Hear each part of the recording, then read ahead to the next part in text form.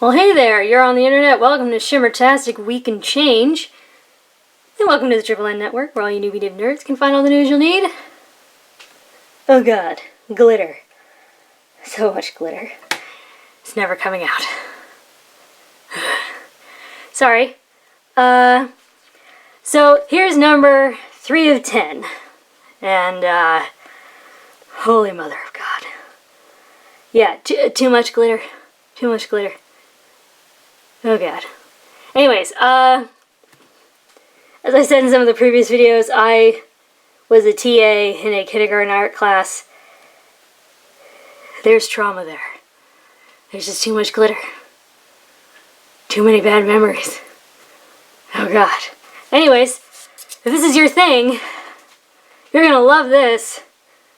Anyways, today's ink, because I'm doing them in alphabetical order, is Brandy Dazzle.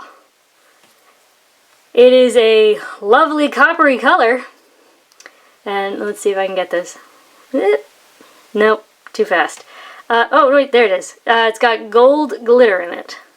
Which, actually, I can appreciate that contrast. You know, it's kind of nice. You got this coppery, almost bronzy, like when it gets really dark, with gold. I always thought those two were kind of a fun contrast. So yeah, there's that. Lots of fun. 2 pens I used were these. Now this is just a Kaweco Ice, but with a camera double broad nib. I thought I'd really crack out probably the largest denominated nib I have. Yeah, and then a Pilot Metropolitan, which has a Japanese medium nib. Now I'm going to insert a picture here. Now that is something that, I'm not kidding, happened with every single ink I tested. Because every single ink I tested, because you know I usually use a broader nib and a finer nib, all of the tests I ended up using a Pilot Metropolitan or MR of some kind, 5 different ones, to complete these tests, and every single one had that problem. And so after, I don't know, I think it was like 3 photos or so, I stopped taking pictures because it was just a pattern, I realized. So something happens with these inks in these nibs, at least all of mine. It's like a glitter pileup is what I've come to call it, because the glitter ends up acting like its own sieve. So the little bits of glitter will get caught in this feed channel, and look, see, even here. I have scrubbed this thing to hell and back, and it has still got glitter in it. Good lord. I need a sonic cleaner. But anyways, it'll get caught. Little bits of glitter will get caught in there, get stuck, and it can't move any further. And as the ink is trying to come through, the next little bit of glitter will get caught and stack and stack and stack and stack, until essentially like only the thin, wet flowing base ink color can get through, and less glitter is making it through, and it just piles up, and then eventually it all just sort of cakes around this end bit of the feed here. And so yeah, as we go through the test, you'll see that less and less glitter is coming out. This Kaweco didn't have quite the same problem, but it did, you know, require some intense rinsing, but as you can see, there's no more glittering, and I actually used this pen for a couple of these tests. I don't remember how many. It might have been 3 different of these inks. So, yeah, there you go. Now, admittedly, I don't have any other inks that are quite the same color as Brandy Dazzle, which is a fun name, because it does kind of look like brandy. Or, well, certain kinds of brandy and cognac. I don't have any other kinds of ink like this that have glitter. There are, you know, like the Shimmertastic Series, there are a couple of them, but they don't have anything quite like this color. So mostly what I had to match this with are other inks that resemble this base color here. So, yeah, here's Brandy Dazzle. You can see that glittery goldiness under there. Now, the next closest thing I had was Noodler's Antietam, which you will see is quite similar. In the darker areas, It's almost brown. In the thinner areas, it's almost like a tan color. It's got that rich copperiness to it. It's very nice. Now, of course, because Antietam is very much like Ancient Copper with maybe just a tiny hint more red in it. The next one, like Brandy Dazzle, was Ancient Copper, which again, very similar. Very, very similar. And speaking of terracotta, Diamine's 150th anniversary terracotta. But this one lacks the red that Brandy Dazzle has in the thicker areas, but the medium and lighter areas are fairly similar. Now, last one that I had, and this one was a little bit of a stretch, was Diamine's Burnt Sienna. And this one was really only that the like darker parts through here matched just sort of like certain areas. But yeah, so if you're familiar with any of those, you'll have a good idea what this looks like. It is very coppery. Yeah, so, and that is really not the easiest color to like really get. You know, I mean, there's a reason why there aren't many inks that look like Antietam or Ancient Copper, because it's a hard thing to like get on the nose, but they've done pretty well. Now, bear with me as I zoom in, as we check out these chromatographies. Please focus. Yeah, so the one on the right, as denoted by the little D at the top, is the one that I let dry. And no, that is not your camera freaking out. That is highlighter yellow. Or sorry, your monitor or screen or whatever. This is highlighter yellow. And actually, this glows under black light. Just this tiny little bit up at the top. But I thought that was interesting and worth mentioning. So, yeah. Now, this first one, which is how you're supposed to do it, you do the line of ink and instantly drop it in the water. All of this gold, well, I should say like 99.8% of it stays right there. Then you get like the odd bit there. There's like one or two pieces up here, and actually you can't see it because of the angle of the light, but there's one over here. But yeah, damn near all of it stays down at the bottom. And then you get this, it's almost like a chalky pink color. And then it turns more orange and then more yellow. There's not a lot of like straight red in here. And then here's where I let it dry, where there's not a lot of difference, but I'd say the immediate area surrounding the glitter is maybe a bit darker. And maybe not quite so bare through here, but yeah, largely the same. But yeah, Diamine's really not generally known for its water-resistant inks, but again, most water-resistant inks are quite easy to clean out of your pens with water. The exception here being all the glitter. Holy mother of God. Yeah, there you go. I don't know if this is a gold ink that hints at copper or copper ink that hints at gold. But God, doesn't this almost remind you of like those holograms, those really cheap holograms as a kid? Like, oh dear. But anyway, so here are the tests. Now, water really got it moving. Got it moving just fine. I think if I had kept flushing it with water, you know, it would have been gone completely. Now here's something kind of interesting. The 1/3 bleach solution didn't completely get rid of it. In the areas where, you know, you can see the shading as it would have continued through here, the areas where it would have been darkest, they stay, and it's like this, I don't know, like the pith on the inside of like a lemon peel. It's a weird color. Ammonia pen flush did get it moving, but not much better than water, I'd say, and because it's ammonia, it started to react with the paper. Hydrogen peroxide, largely the same. Yeah, so, there you go. Now, paper test. Top down in density, Clairefontaine 90 grams per square meter. Now, at this angle, it's quite lovely, right? It's a nice coppery color. You can see the shading. It's very not... Oh, there we go. Yeah. Yeah. Let's say here, I think I'm having a micro seizure because all of this flashing light. Good Lord. Oh my God, the glitter. Okay. So there's that. Now the Japanese medium took 15 seconds to dry, which makes sense because something I found with this series of ink, the base color runs very wet. So there's that. And then generally it's a fairly well saturated ink, so you know it's got some stuff in it. It's going to take a while to dry. Now that double broad took 34 seconds to dry. I just went clear off the page. So, but yeah, as you can see from this angle, there's actually very nice shading both in the writing and the scrubby. You get a mild halo effect around the wettest parts. The thing is, unless you're looking at it at this sharp angle, it's kind of hard to notice, because then once you start to look at it more straight on, you just get this bright gold. But again, it's kind of a fun contrast, the copper and gold. But yeah, scary levels of glitter. Flow issues with the Metro. Slow dry times, which are logical.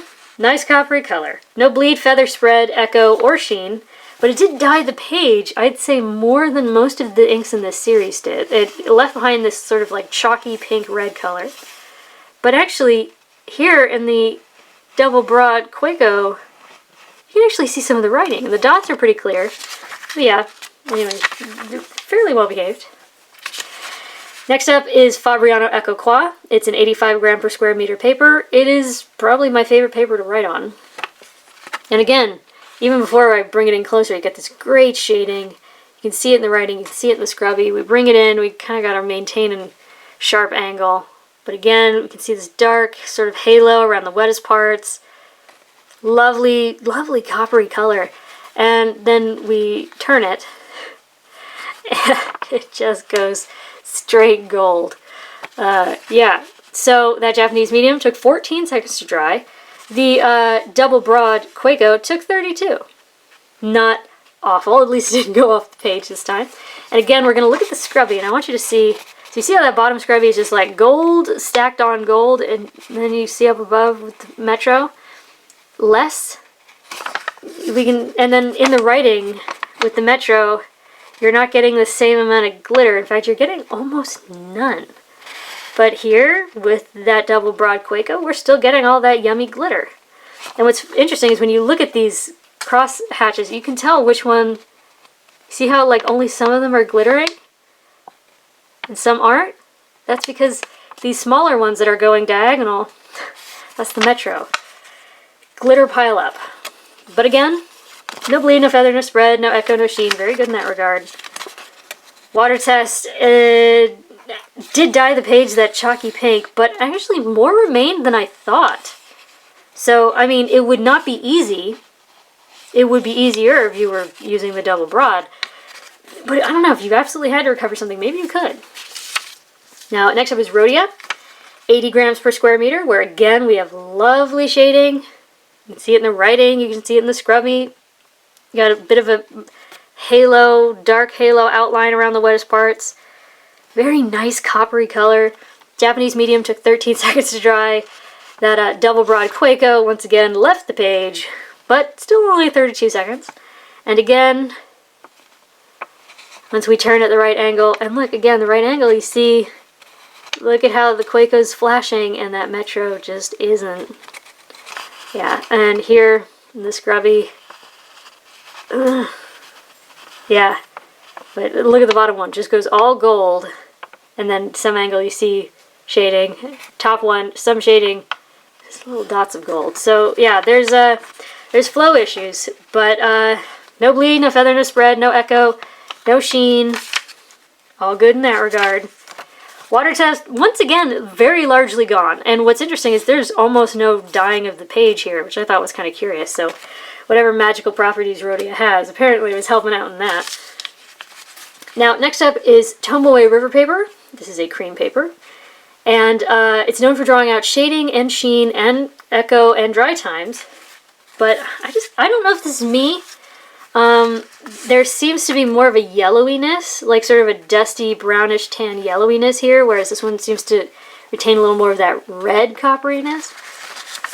Maybe that's just me, or maybe it won't even show up on camera, but anyways, yeah, this paper is known for drawing out dry times, but that Japanese medium still only took 20 seconds instead of, 15 or 13.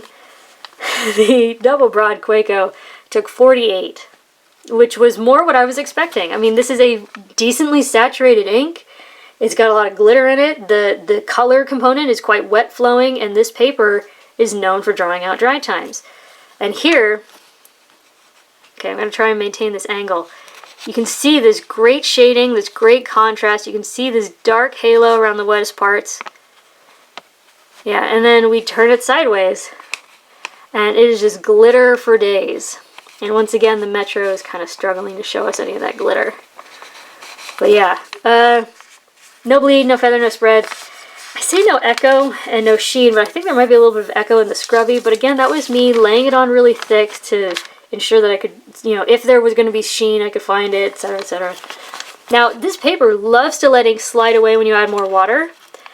And it both did and didn't, because it didn't dye the page much for the most part. There's a bit here at the edge. But actually, the little bits of this double broad remain, like the downstrokes, the dots. So it was more than I expected. Now, for the next 3 tests, I just used the Japanese medium, except to write the names. This is the world's worst 20-pound copier paper. I have yet to like remember an ink that is worse, or sorry, a paper that is worse behaved than this. And I'm a paper person. That's my area of specialty knowledge in this whole thing. But here, where the name was written with that double broad Kaweco, here we still have like a decent bit of glitteriness. Like you can see it. Isn't that nice? It's pretty. Here, it's little bits of it, and it's evenly distributed. So that's nice. Like it's almost as if like the glitter, I don't know, it was doing a bit better on the more absorbent papers. But since this is the world's worst 20-pound copier paper, let's just compare. So here on the Tomoe River, there's no spread. Here there is spread. The line width does increase. Not exponentially, as it sometimes does, but a bit. And what's nice is we don't really have any feathering. So that's nice, right? It might be a little woolly, but no feathering. 3 seconds to dry. Yeah, really not bad. There's no shading. There is a lot of echo and show through. Like you can see that, but do you see how it's very, like, in just tiny little spots starts to get really dark for the most part? So would it be fun to write on both sides? No. Will it render onto the page below? No. So at least there's that. Now, more absorbent papers tend to draw the ink in, make it harder to wash out. That's kind of what happened here. In fact, it's surprisingly legible. Much more remained than I thought. Like you can see the stuff at the center is pretty solid. It isn't exploding or feathering too much. That yellow is washing away. If we turn it over, you can see that a lot of that yellow is coming out the back, which I thought was amusing. So if you were using this and you had to recover it after a spill, you probably could. It would be easier than most. Now, next up is Mead-like paper, because I ran out of actual Mead and had to use a Staples off-brand. But yeah, again, up here with the Kaweco, we still have tons of that glittery goodness. Here, we still have like little dots of it. Not much, just a little tiny bit. Now here it took 7 seconds to dry, but I don't know, somehow this paper is like magical, because as you can probably see in the writing, we have shading. And we have it in the scrubby too.